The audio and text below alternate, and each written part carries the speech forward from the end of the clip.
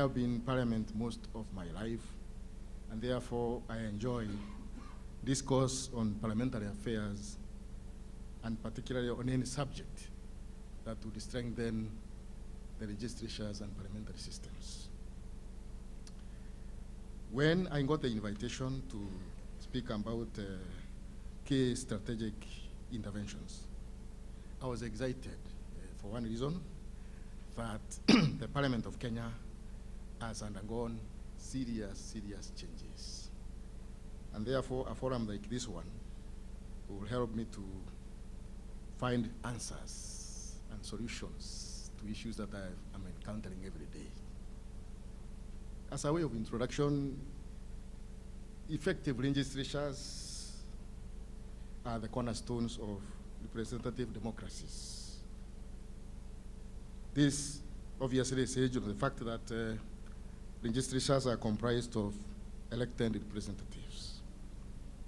And therefore the people have someone to speak to when they have an issue to question on governance. And therefore, it is in the interest of the citizens and everyone to have a strong parliament.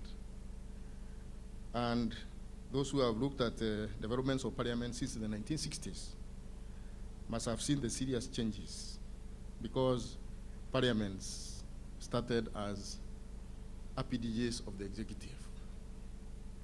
That for Kenya particularly, the National Assembly was a department in the office of the president.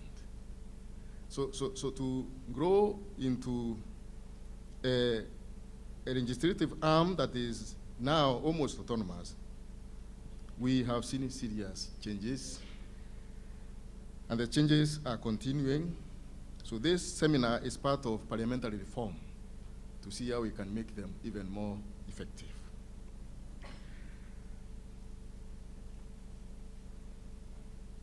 In looking at how to strengthen legislatures, we have to look at how to build capacities of staff, how to entrench committee systems in parliament, how to engage civil society, and also how to oversight on the allocation of financial resources to the running of parliaments and government. But before I look at those and many other factors, I want to briefly talk about constitutional reform in the Republic of Kenya. Kenya, we are now in the 11th parliament. The first parliament was in 1963, and therefore we have seen 11 parliaments. I am privileged to have enjoyed stay in 5 parliaments. I joined Parliament of Kenya in the 7th parliament, and I've been there now going to the 11th parliament. The independent constitution, so many changes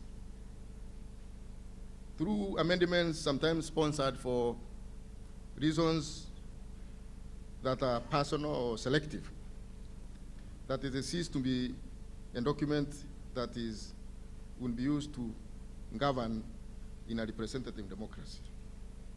And therefore, through a long process, the Constitution was reviewed and changed completely in 2010, October 2010.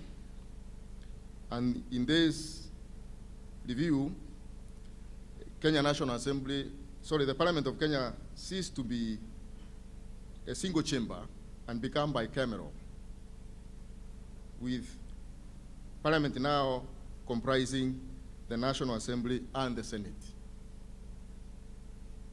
In addition to a bicameral system, there was a huge revolution also, because the governance structure also changed, and the Constitution created another level of government called the county government, which also has, in the lines of the provincial legislatures, but smaller units which comprise the former districts. In general, the changes the new constitution was more participative. That is, the people participated in enacting the new constitution, and it was made in such a way that changing it would be a little more difficult, and people had to be consulted so that we don't go into the previous times. The constitution also created several other bodies, autonomous bodies, commissions that have their own budget and that report to Parliament. So we are in a new dispensation which changed us from the parliamentary system to now a presidential system. So Kenya now is a presidential system of government. We are trying to implement this, and I think this meeting is very opportune so that we can see how best we share experiences and improve the systems and strengthening of the legislatures. I want to share experiences on 3 broad themes. One of the themes is enhanced oversight, accountability, and lawmaking. The second is optimizing public participation. And then the third one will be building a stronger parliamentary administration.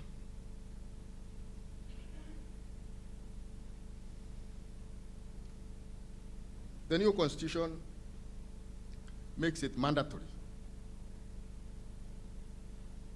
that the executive must consult the parliament before they make a decision.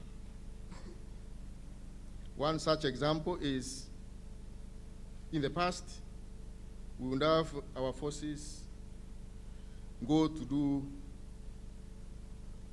missions outside, and we would merely read them in the papers. Now it is obligatory. Parliament must endorse the deployment of Kenyan forces outside the country.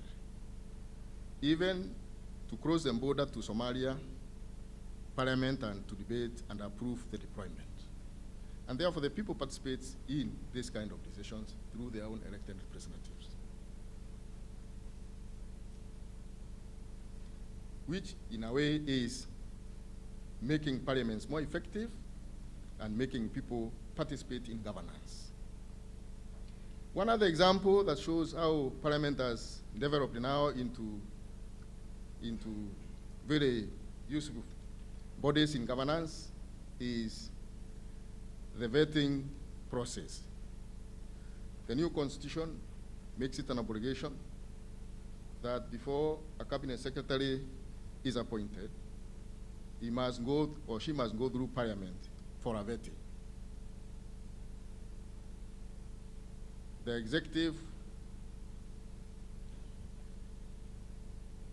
make the proposal, the president submits the proposal to Parliament, Parliament debates, the names are discussed in committee, names are circulated in the press, and Parliament finally makes a decision on whether the nominee by the president is recommended to be appointed to those offices. This is done for cabinet secretaries, principal secretaries, and many other offices in government. Parliament recommends appointment, and Parliament also removes from office.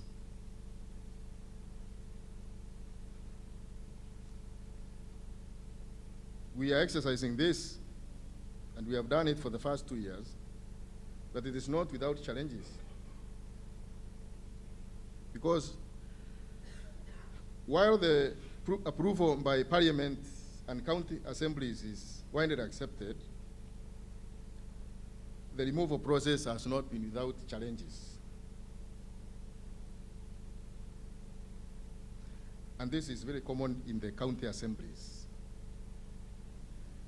because the challenge is Parliament can remove and yet meet another contradiction where the court injuncts, or rather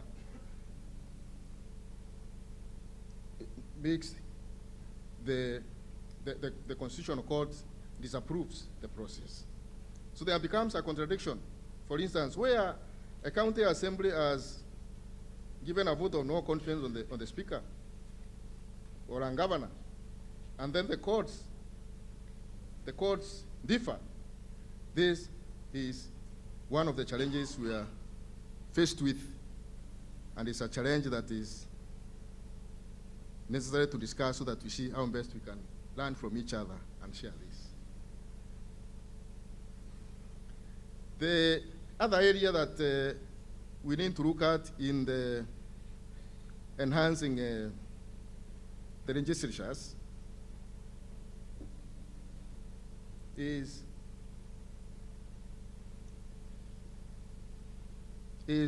even when we have many laws,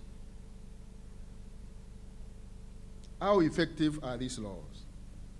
And I want to give an example that we are grappling with.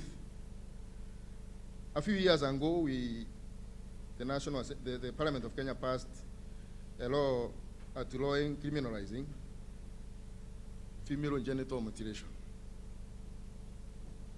But even though we did this long ago, the practice is still going on.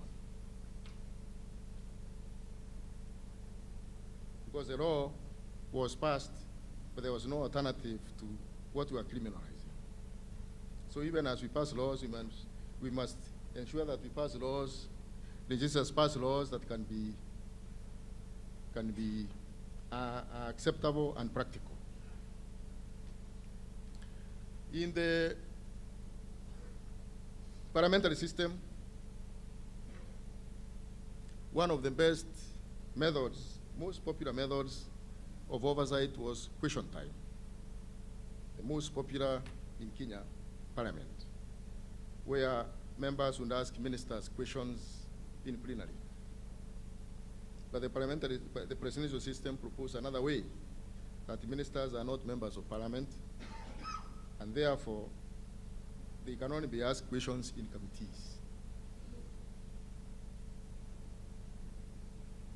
So while that's what the Constitution provides for, the public feels otherwise, that they want to go back to where they used to be. They think that was the best mechanism. So these are some of the challenges we're still grappling with the new system. And we are only 2 years old in the new system. We hope we shall get answers as we move on. Enhancing capacity of legislatures will obviously require very strong committees that are capable of calling into question the executive and any other offices that are not moving on according to the law and that are not acceptable by the public. But then, we also need to look at the character of our committees also. Because while the mandate is that they oversight and ensure accountability, sometimes there are crashes on character. Sometimes also there are clashes between the Senate and the National Assembly on mandate, and sometimes there are clashes between the National Assembly and the county assemblies. So these are issues that we still have to overcome in the new system that we have introduced. And I'm certain they are not new in the world. There are things that can be discussed. The other issue that we could look at in the oversight of the executive is the budget process. The Parliament of Kenya has established a budget office.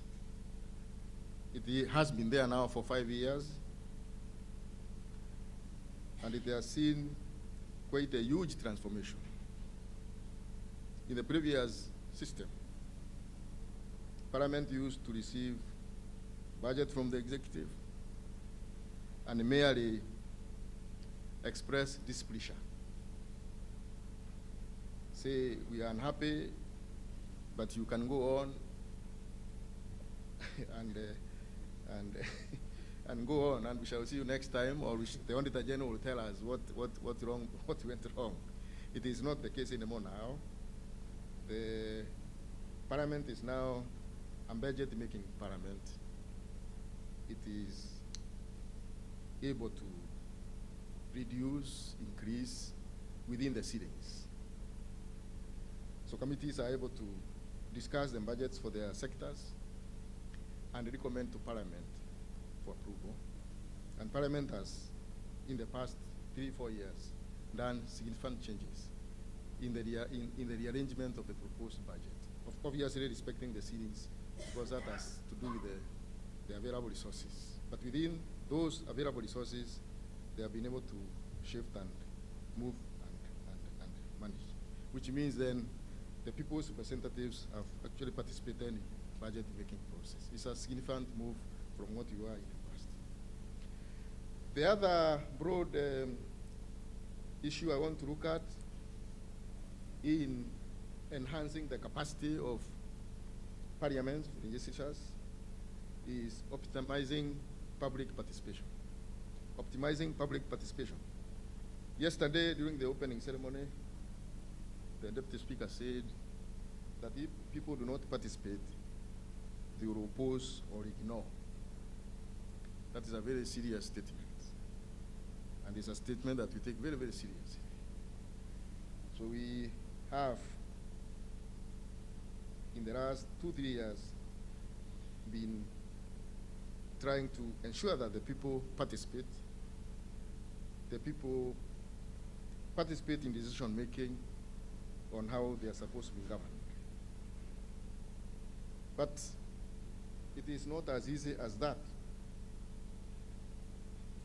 It's not as easy as that, and we are still grappling on how best we can achieve good results, because it is an expensive exercise. So we have tried it through mediums. That is, one, we have tried general invitations to come to committees. This has worked very well when we are doing vetting, but it has not worked well when we are doing bills, because some bills are more complicated, they are not understood by everybody. But vetting, I think everybody wants to know who is going to become Cabinet Secretary. They want to know who will become the Inspector General. They want to know who will become Chief Justice. There is serious attendance and there is serious response. But in other matters, it has become difficult to get the intended result. So we have also tried also to do specified invitations. That is, identifying stakeholders, experts, people who appreciate what the law is supposed to address. That we have done, but have we really reached the entire public? Are the experts representative? We have also tried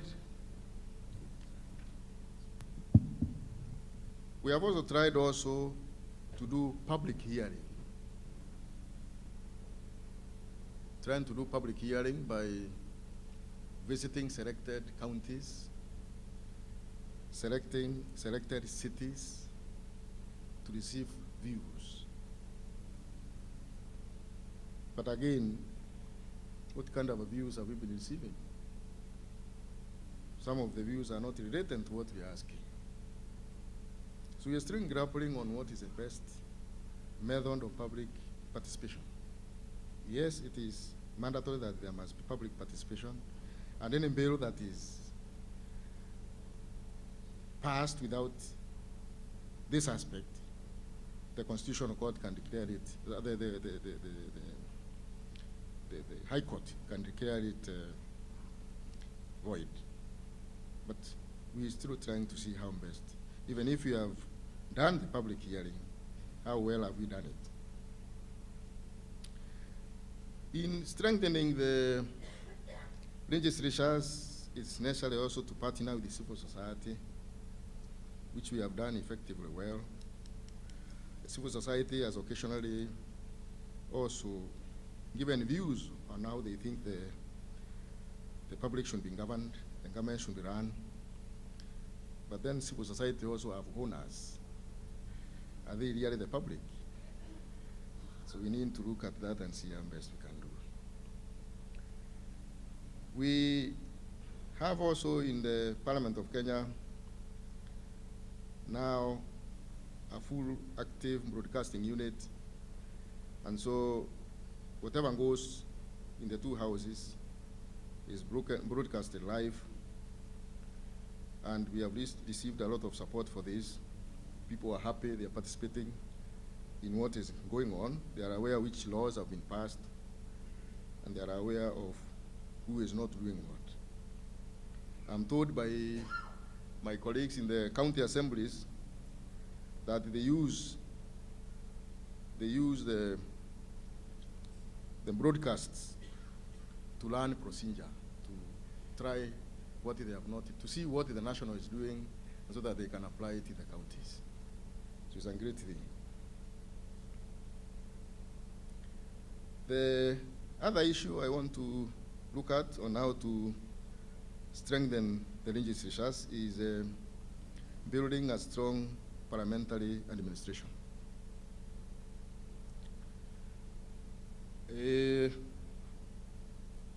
Kenya has gone through serious changes. When I joined Parliament in 1993, I was transferred from a government department, and it is designated a clerk assistant.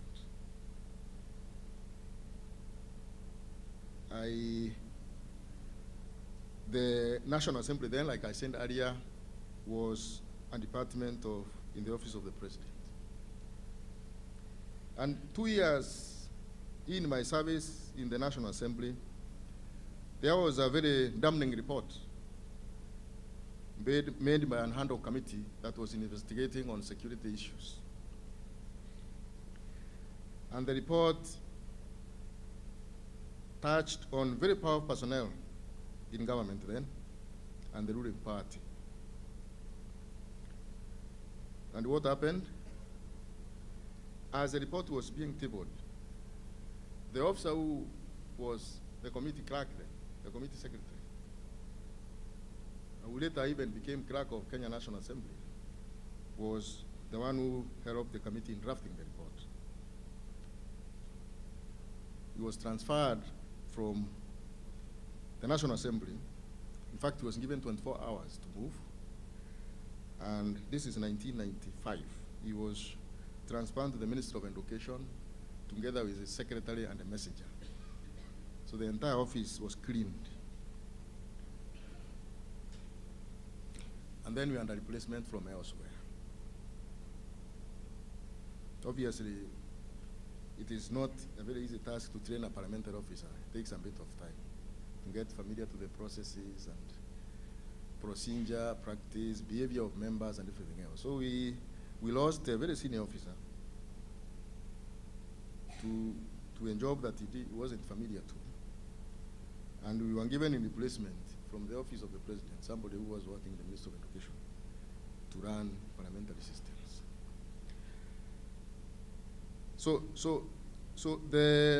When the Parliamentary Service Commission was established in 1999, then the members, because that is one of the reasons why actually the service was established. They went for this officer, the one who was transferred to the Ministry of Education, and he was appointed the clerk of the Kenya National Assembly.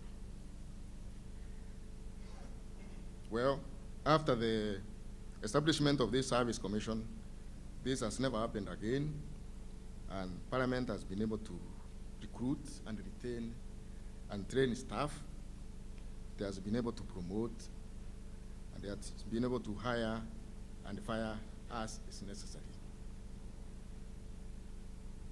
Parliament also, I remember I was in Public Accounts Committee, 1997, and we was supposed to go and investigate. I think it was Kenya Ports Authority or some other body. And because it was touching on tough people, big people, there was no budget. we were unable to get the resources from the Treasury because this was going so.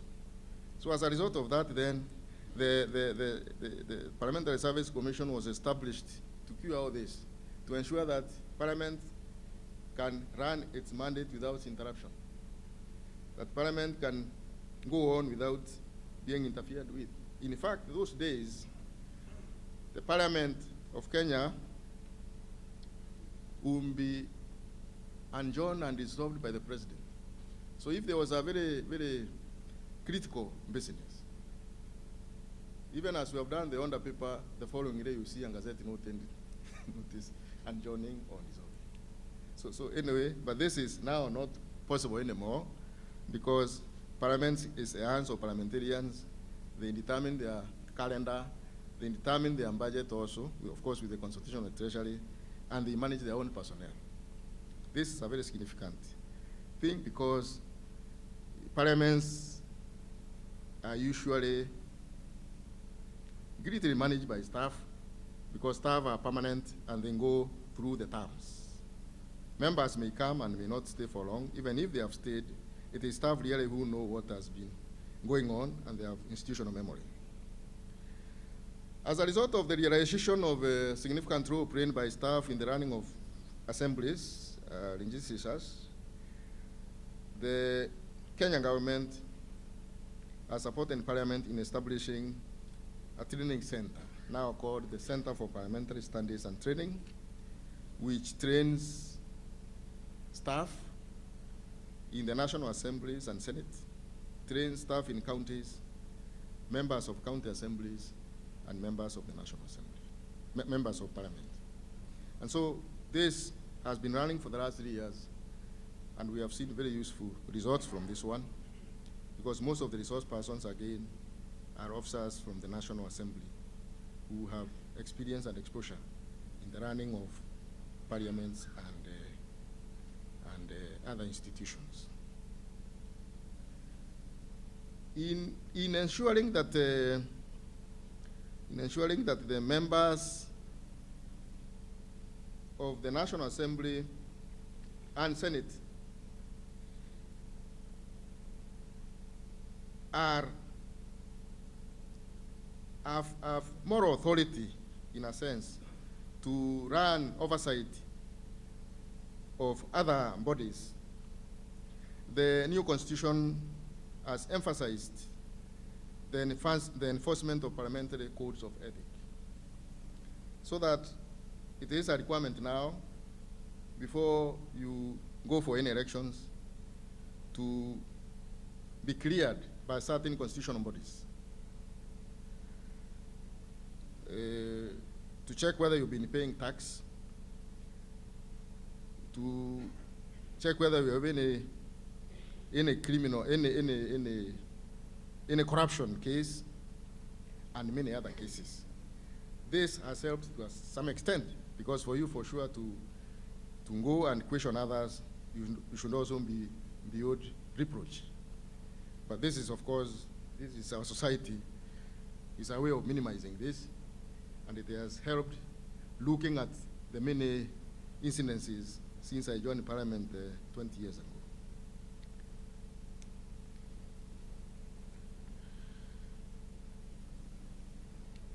In empowering legislatures, the Kenya National Assembly also has been able to support certain caucuses that support certain interests, so that Parliament is all inclusive. So we have serious caucuses like pastoralist parliamentary caucus. We have caucuses on empowerment of women. We have caucuses on people with disability. And all this has made Parliament responsive to the needs of every person in society, including those who do not have ability or those who have suffered disability. And finally, parliamentary cooperation is a key thing in strengthening capacity, because when we share knowledge and learn from each other, we are able to know that we are not alone in addressing issues relating to Parliament. In the East African community, we are perfecting this very well because we have an annual EAC Speakers Roundtable that the speakers of Kenya, Uganda, Tanzania, Rwanda, and Burundi meet annually to look at their procedures, to review their practices and experiences. And this has helped because we have been able to harmonize certain ways of doing things because we belong to one community. Another very informal activity that is extremely popular in the East African community is the annual parliamentary games. Every year since 1999, the East African Community Partner States parliaments organize football and athletics tournaments, which are held in rotation in all the partner states. And in fact, from here, I'll be going to Arusha to witness the closing ceremony of this year's games. They will be held in Arusha. They are ending actually on 12th. So I'm going to see, and I'm told Kenya is winning significantly. So I'm looking forward to going during the last day. This has helped a great deal because we get close to 50 members per parliament. That is around 150. It's a serious number, it's a serious congregation there. People interact with each other. They are now able to go to holidays to each other countries and they establish friendships. And therefore this has also helps in making us share experiences in a great way. And finally, let us strive to make legislatures more effective than we found them. Thank you, colleagues.